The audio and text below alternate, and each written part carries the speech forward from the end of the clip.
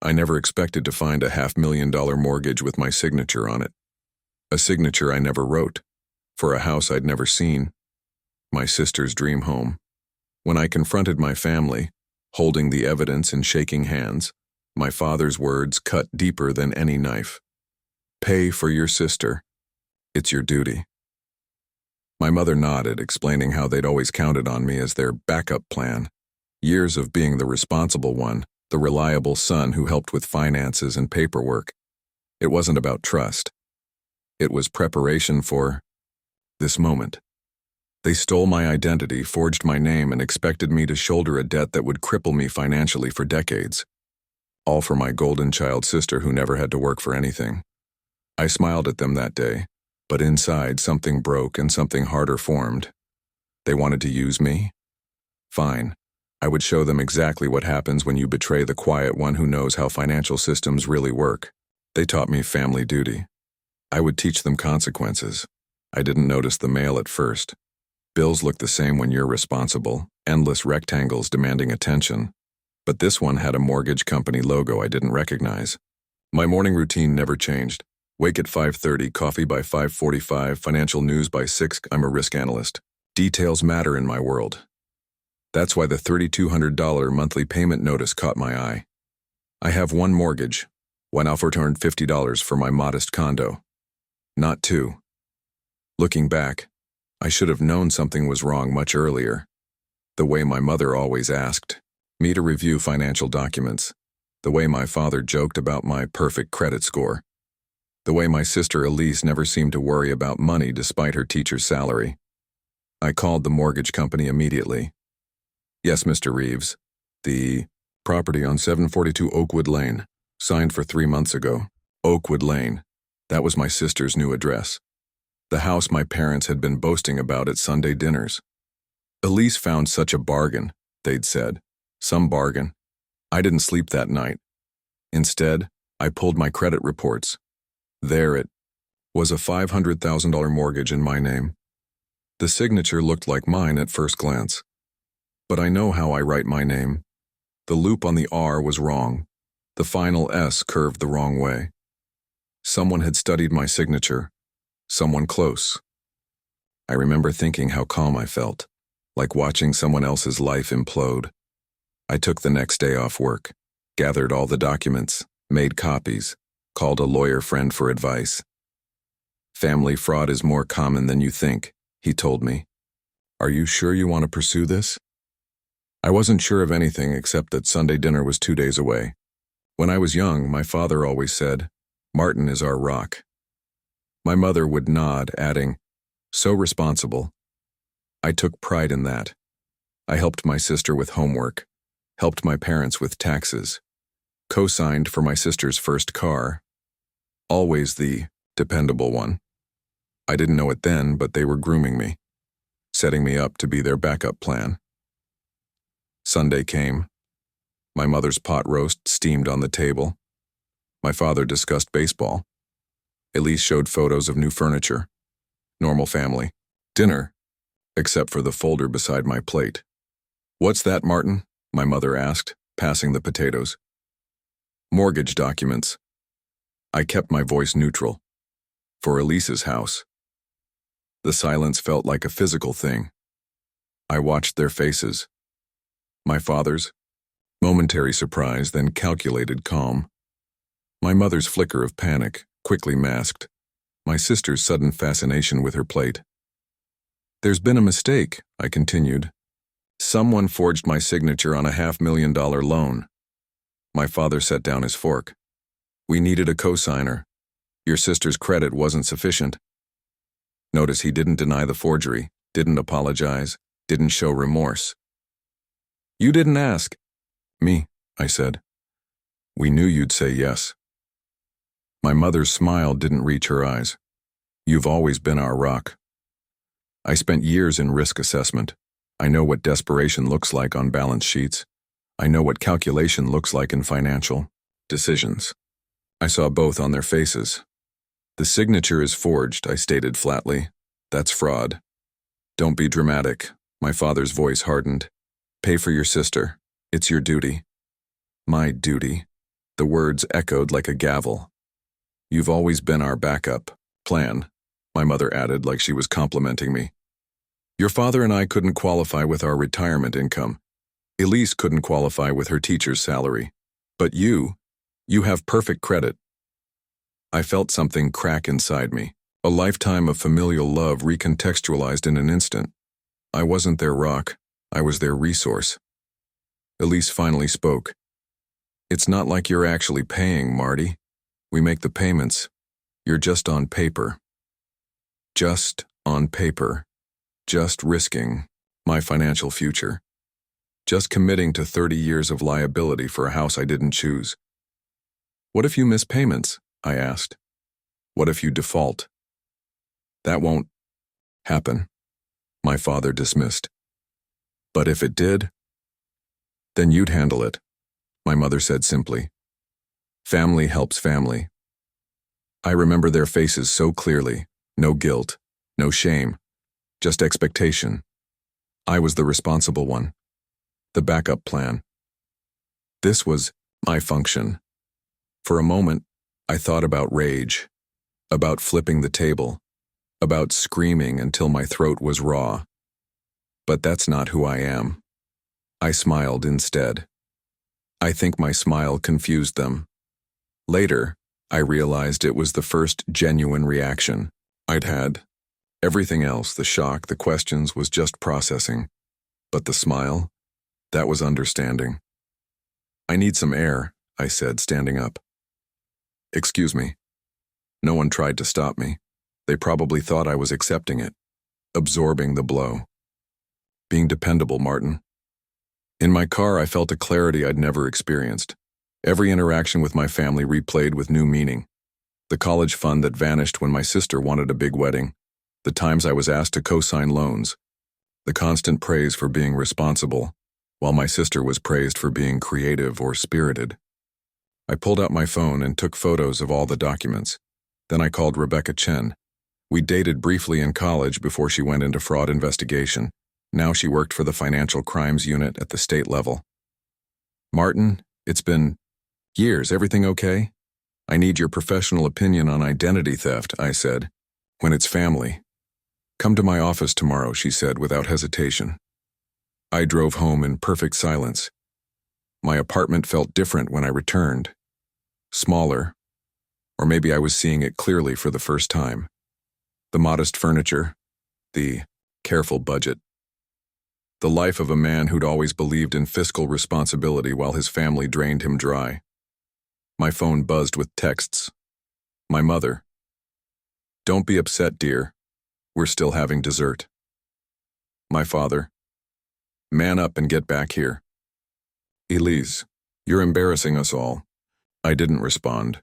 Instead, I cleared my spare bedroom, hung a large corkboard on the wall, pinned the mortgage documents in the center. This would be my war room.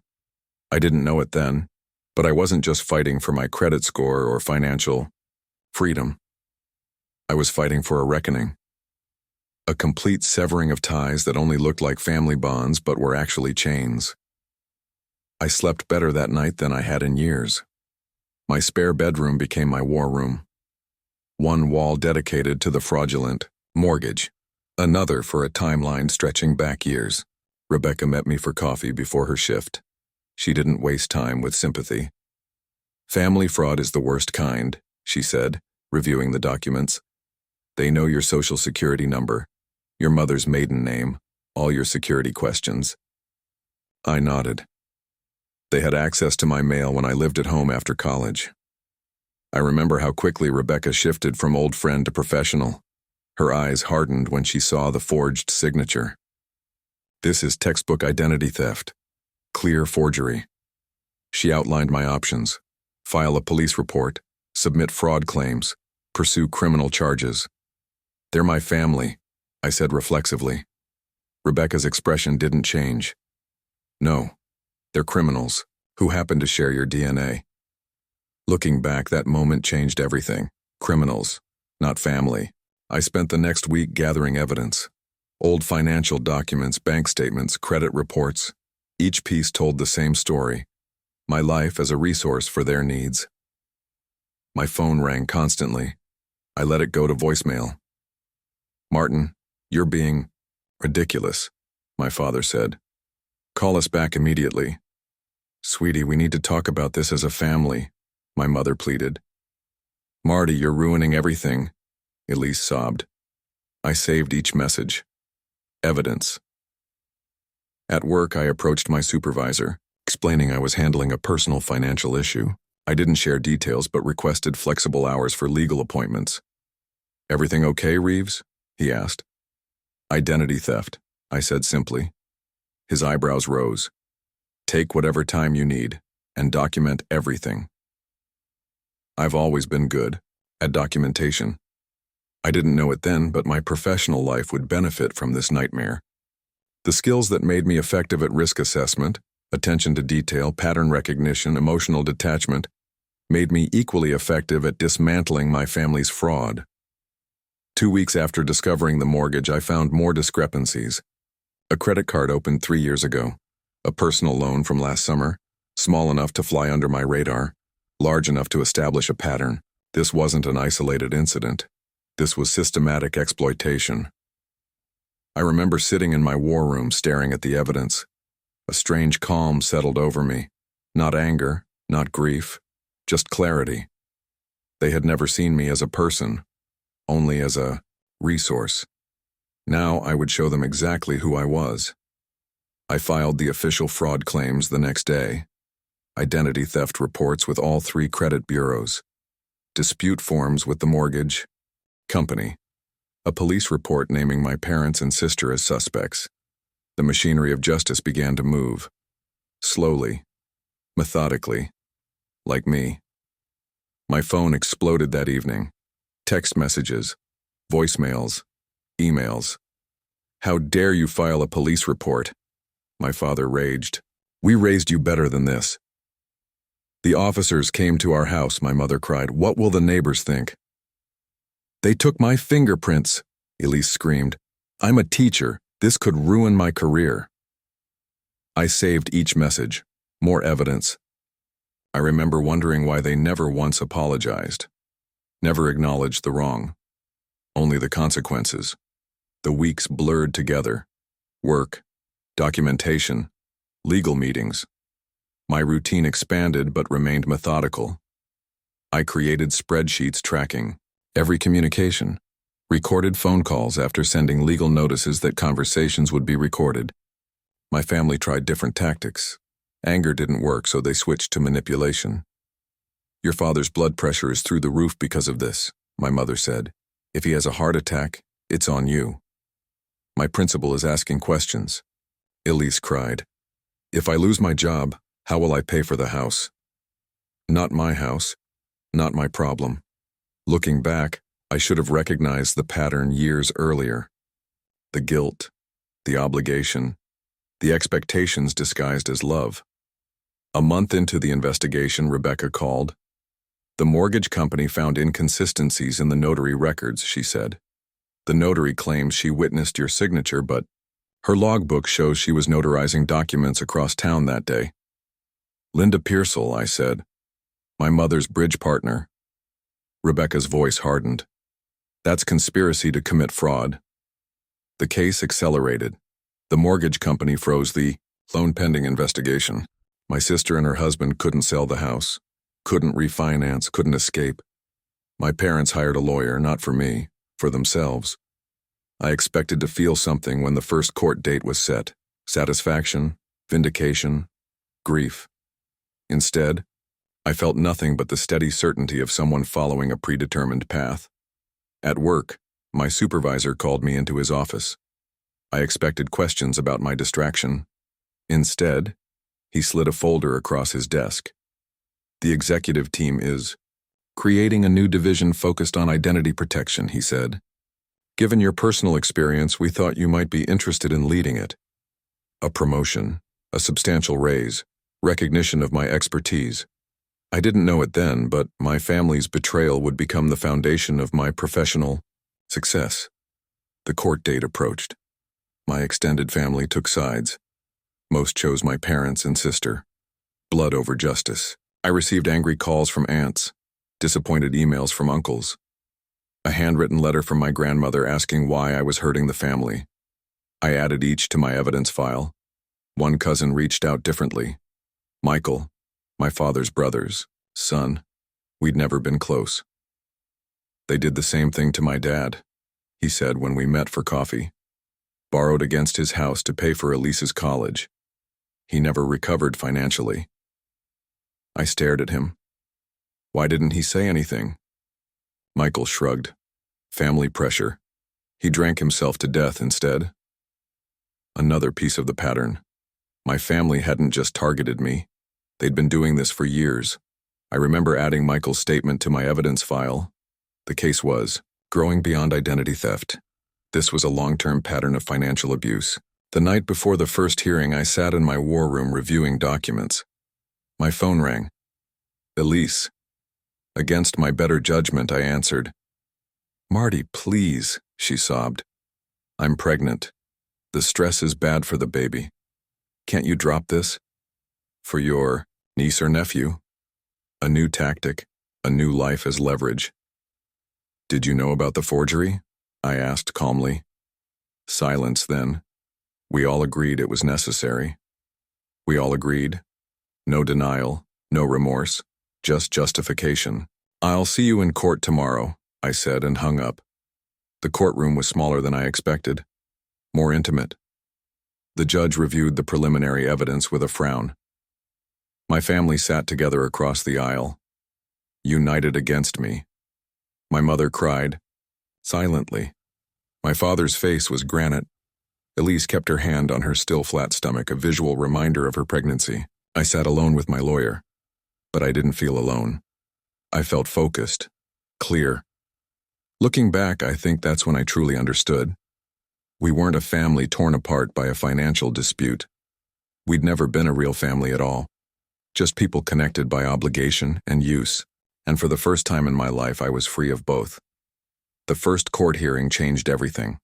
The judge wasn't interested in family dynamics or sob stories, only facts. We have clear evidence of forgery, my lawyer stated. The signature, comparison analysis confirms it wasn't signed by my client. The family lawyer tried to minimize. A misunderstanding between family members. Hardly. Criminal. The judge's expression hardened. Identity theft is always criminal, counselor, even between family.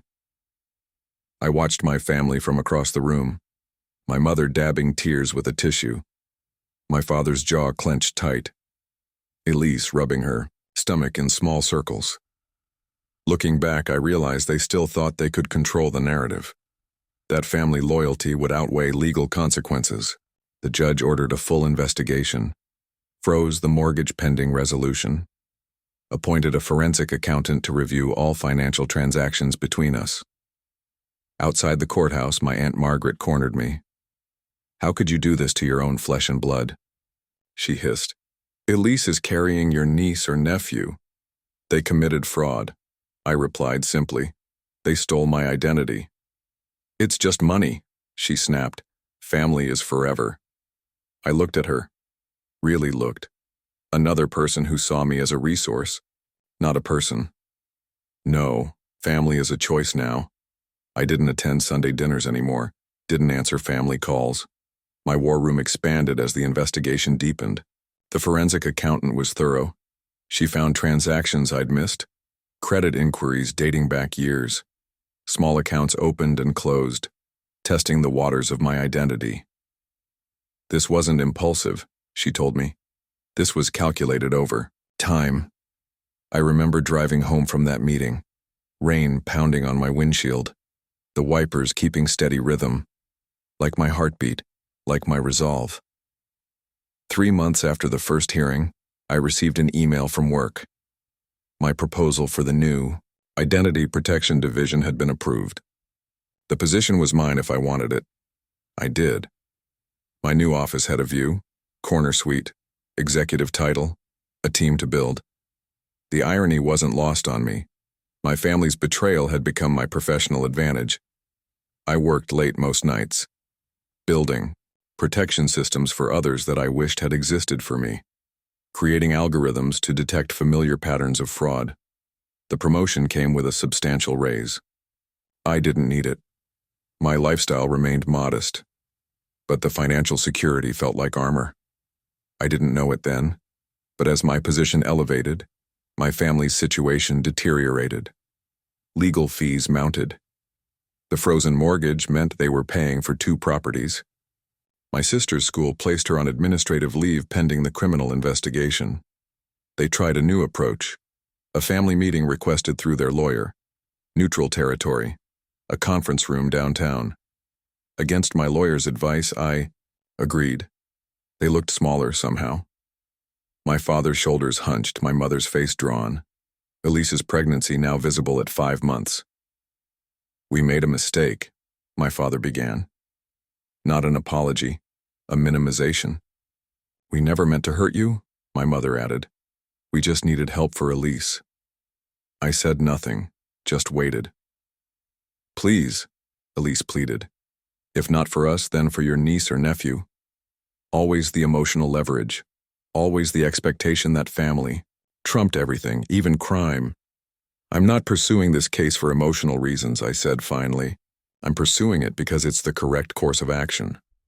I left them sitting there. Their faces reflected shock. They still didn't understand. This wasn't about feelings. This was about consequences. The investigation expanded.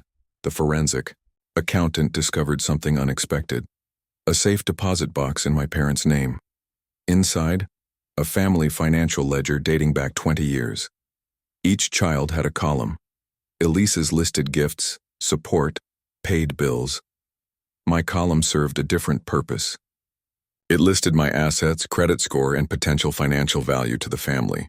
The day I graduated college, an entry read, M's credit score 781. Potential borrowing capacity $350K. Emergency fund for E's future. I remember staring at the photocopy, the neat columns, the precise calculations, my entire existence reduced to financial utility. But there was more. The ledger contained an entry about my college fund, the money I thought had paid part of my tuition, the reason I'd worked multiple jobs through school. College fund redirected to E's wedding. M believes scholarships covered costs. I hadn't just been their backup plan. I'd been actively sacrificed for my sister's benefit. When this evidence was presented in court, something shifted. The judge's expression hardened. The prosecutor filed additional charges: fraud, conspiracy, financial elder abuse against my uncle, now connected to our case. My family's lawyer requested a recess. When court resumed, they looked defeated. The prosecution offered a plea deal, reduced charges in exchange for full restitution. My new department launched its first major initiative that week, a nationwide campaign on familial identity theft.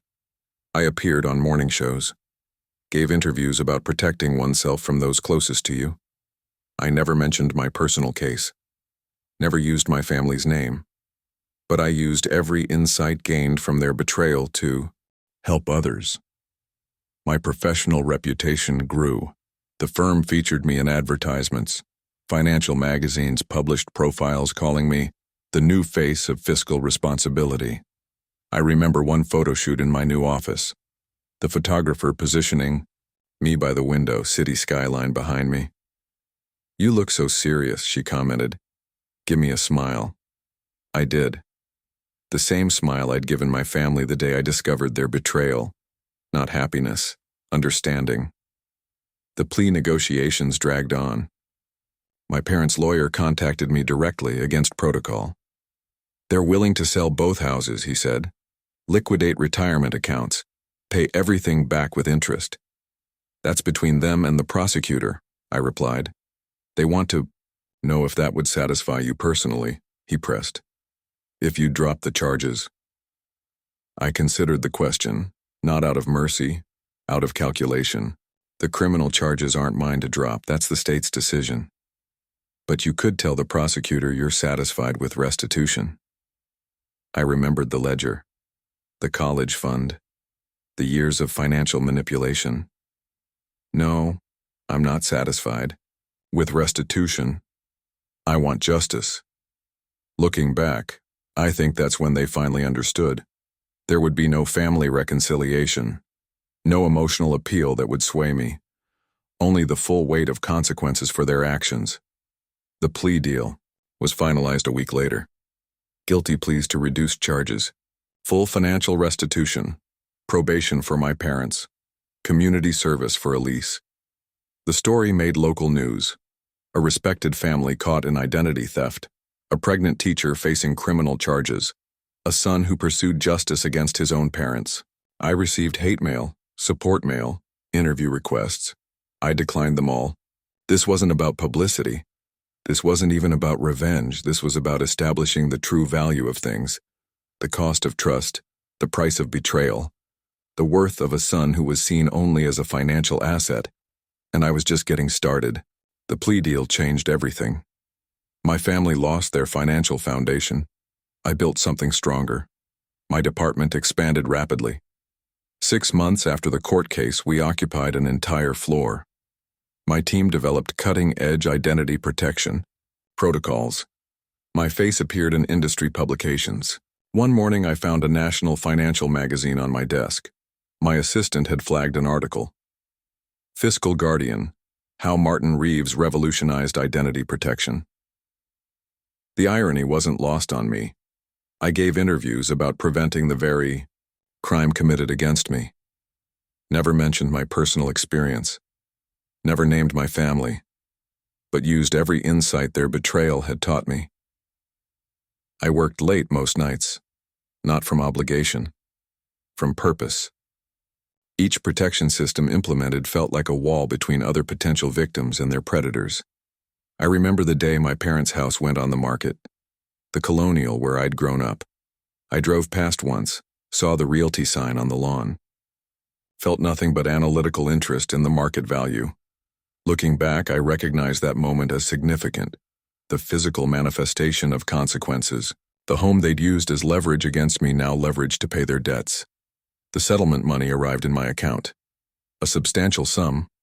I donated it all to a victim advocacy organization specializing in familial financial abuse. The tax write-off was considerable. My cousin Michael called me for lunch. "They're living with Aunt Margaret now," he said. "One bedroom in her basement." I sipped my water. Waited. Elise's husband left her. Couldn't handle the scandal, she moved in with them. I nodded. "How's the baby?" "Due next month." Michael studied me.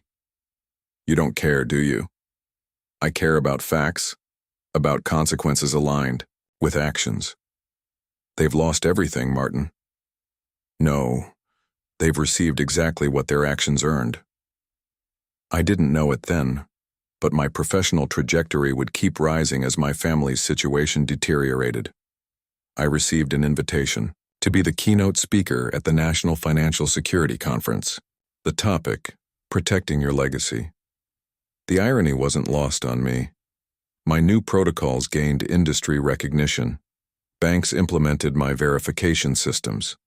Credit bureaus adopted my monitoring algorithms.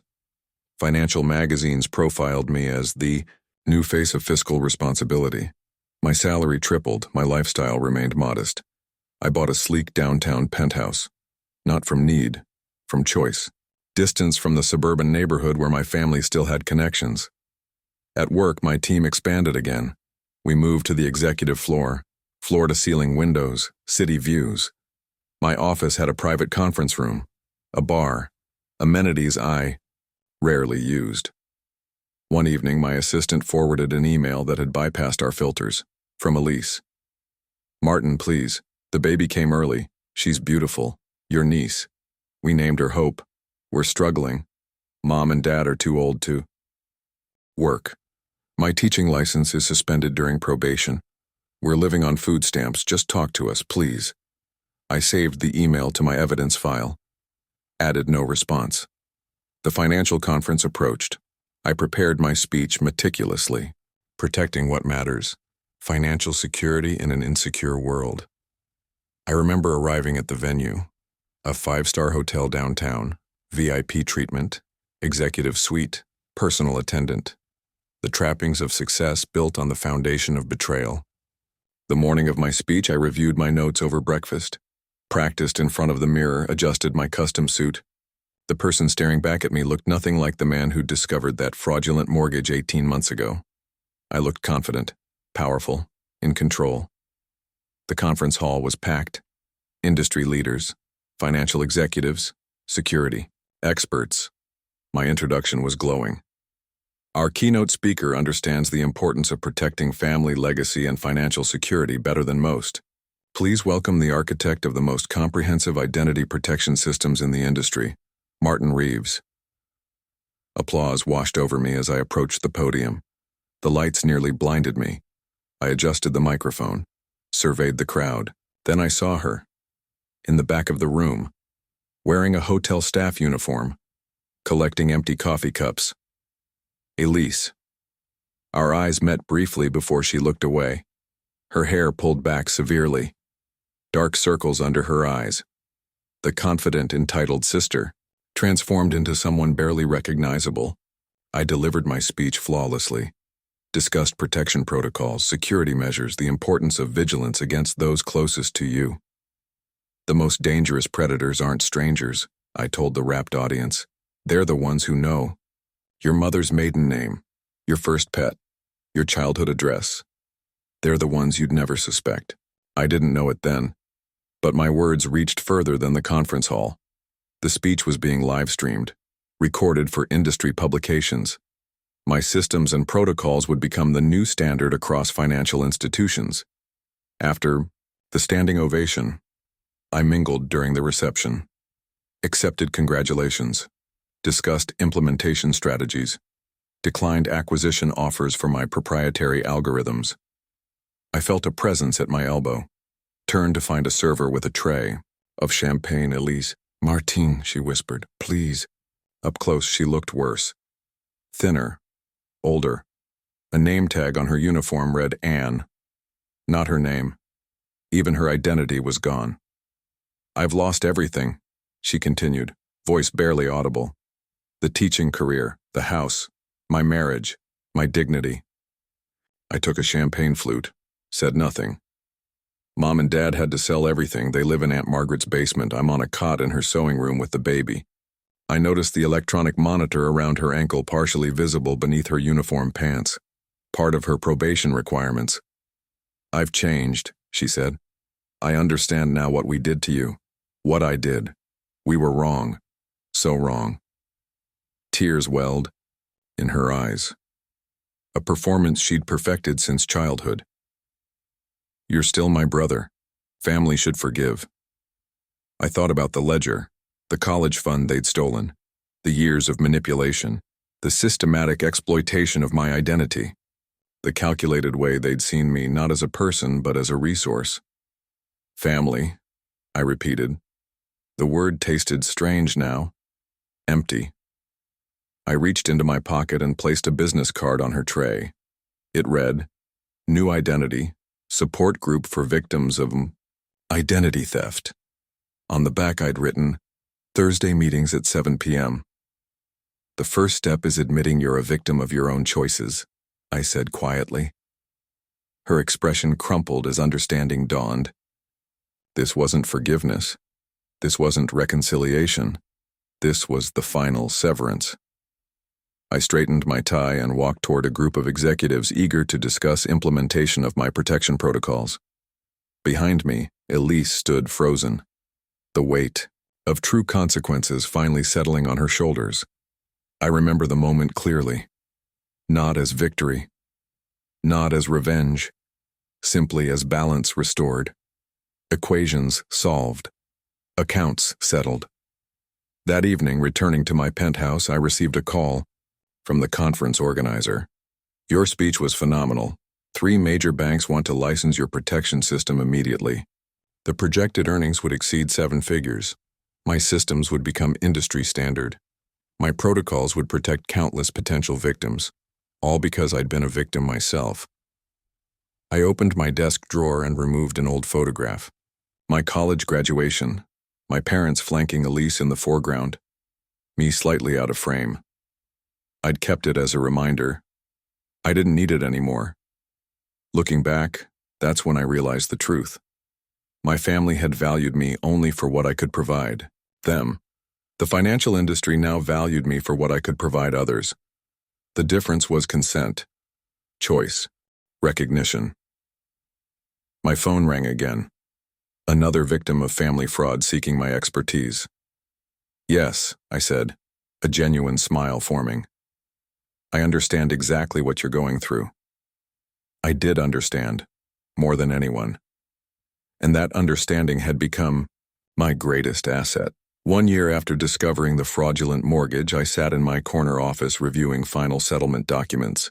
The restitution was complete. My family had been financially ruined. Justice had been served. I donated the settlement money to a victims' advocacy group specializing in familial identity theft. The organization asked me to join their board. I accepted. My department now occupied 2 floors of our corporate headquarters.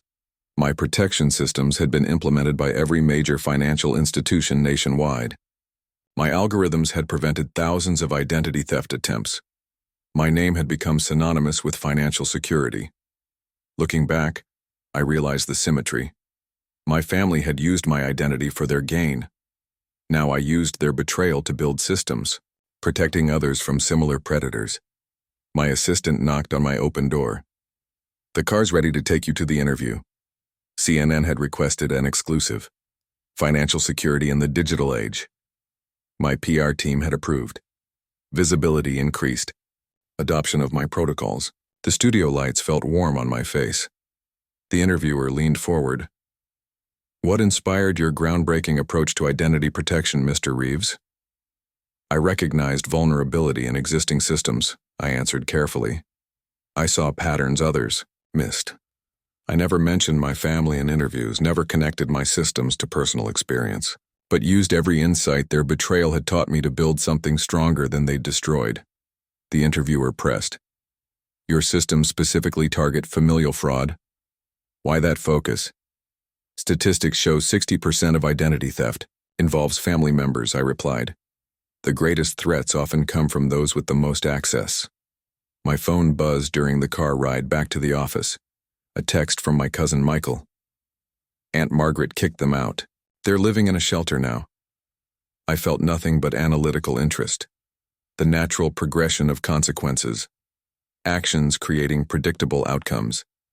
I remember watching the city pass by through tinted windows, sleek skyscrapers, busy sidewalks, people rushing through their lives unaware of the predators in their midst, unaware of the protections I was building around them. My new penthouse offered panoramic views, floor-to-ceiling windows, minimalist furniture, a sanctuary 30 stories above the chaos. I'd furnished it carefully, not lavishly, precisely. Everything in its place, everything serving a purpose. Unlike me in my family's eyes. I didn't know it then, but my systems would soon catch the attention of federal regulators. My protocols would become mandatory for financial institutions.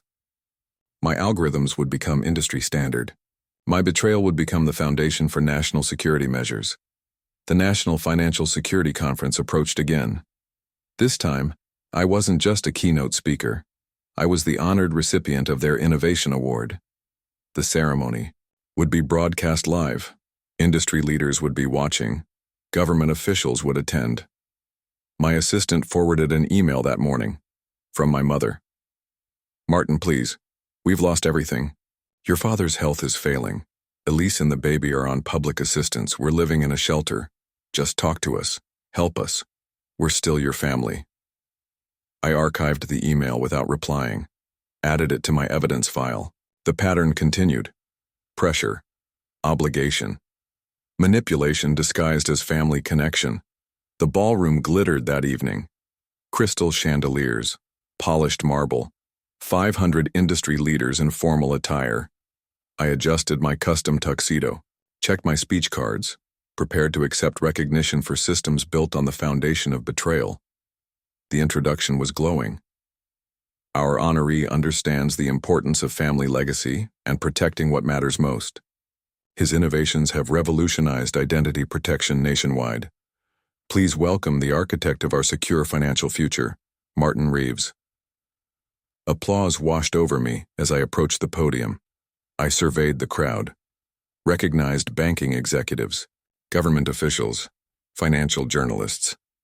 Then I saw them, at the back of the ballroom, working on the catering staff, my family, my father, older and frailer, leaning slightly on a serving tray, my mother, hair now completely gray, arranging desserts, Elise, thinner and worn, refilling water glasses. Our eyes met briefly before they looked away. The confident, entitled family transformed into service workers at an event honoring the son they'd betrayed. I delivered my acceptance speech flawlessly, discussed protection protocols, security innovations, the importance of vigilance against exploitation. The most dangerous threats aren't strangers, I told the rapt audience. They're the ones who know everything about you. They're the ones who've watched for weaknesses. They're the ones who believe they're entitled to what you've built. I remember the standing ovation, the flashing cameras, the rush of validation not from family obligation but from genuine achievement. After the ceremony, I mingled during the reception, accepted congratulations, discussed implementation strategies, declined acquisition offers for my expanding company. I felt a presence at my elbow, turned to find a server with a tray of champagne. My father. "Martin," he whispered, voice wavering. "Please." Up close, he looked ancient, shoulders hunched, hands trembling slightly. The commanding presence that had dominated my childhood reduced to servitude at his son's celebration. "I've lost everything," he continued, voice barely audible. "The house, the retirement, my dignity." I took a champagne flute, said nothing. "Your mother cries every night. Elise can barely care for the baby. We're living in a shelter, one room for all of us." I noticed how his uniform hung loosely on his frame, how his once proud posture had collapsed. "I was wrong," he said, words I'd never heard him speak before. "We were wrong. What we did to you was unforgivable." His eyes, once hard with expectation, now pleaded for mercy. "You're still my son. Family is blood. Nothing changes that." I thought about the ledger, the calculated way they'd viewed me as a resource, the systematic exploitation of my identity, the years of manipulation disguised as love. "Family," I repeated. The word held no power now. I reached into my pocket and removed a small card. My new company's business card. Reeves Identity Protection embossed in silver. CEO title beneath my name. I placed it on his tray. On the back, I'd written a single word: consequences. "You taught me that family means obligation," I said quietly. "You were right. I'm obligated to ensure you experience the full measure of your choices." His expression crumpled as understanding dawned. This wasn't just financial ruin. This wasn't just legal consequences. This was permanent severance. I straightened my tie and walked toward the stage where photographers waited. Behind me, my father stood frozen, the weight of true understanding finally settling on his shoulders. That evening, returning to my penthouse, I received a call from a government regulatory agency. "Your protection systems will become federal standard next quarter. We'd like to discuss a national implementation strategy. My systems would become law. My protocols would protect millions. My name would become financial doctrine. All because I'd recognized predators for what they were." I walked to my window wall, 30 stories above the city, lights stretching to the horizon. I thought about the shelter somewhere below where my family huddled in a single room, about the conference hall where they served the son whose identity they'd stolen. The symmetry felt perfect. Not revenge, justice, not punishment, consequences. I remember framing the Innovation Award certificate the next morning, hanging it in my office beside my company's first dollar. Beneath it, I placed a small engraved quote: "The price of knowing your true worth." My phone rang. Another victim of family fraud seeking my expertise.